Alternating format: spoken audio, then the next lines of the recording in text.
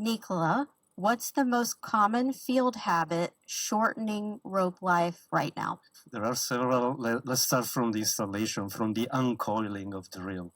Because sometimes, very often, I see a picture coming back from customers telling me that the rope is defective because it's having a kink on top of it. This kink is generally caused by the unreeling operations, that they are placing the flange of the reel on the ground and then pulling the rope out. And then the rope is completely torsioned out. Once the kink is generated, we'll never get out. And so this is a new rope that has been discarded immediately. That's the first issue that I'm seeing into the field, because subcontractors are in a hurry to do the job and they do sometimes not in a proper manner.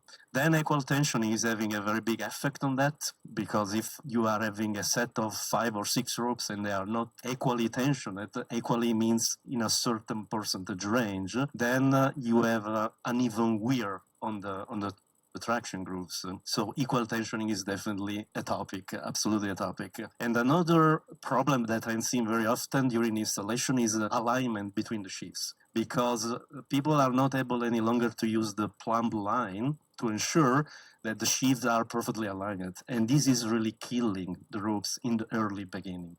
So there are fine-tuning operations that will give you a proper performance, but if you are not respecting that, then the performance will be very poor. So when people reach out to me and tell me, hey, ropes are not like 20 years ago or 30 years ago, I respond back to them, also the installers are not the same, okay? So it is a matter of competence and paying attention to the right topics. I think that's fascinating input, and it's really interesting to learn just how quickly that starts with uncoiling a rope, and just a small kink from step 1 could really derail the whole installation, the whole system.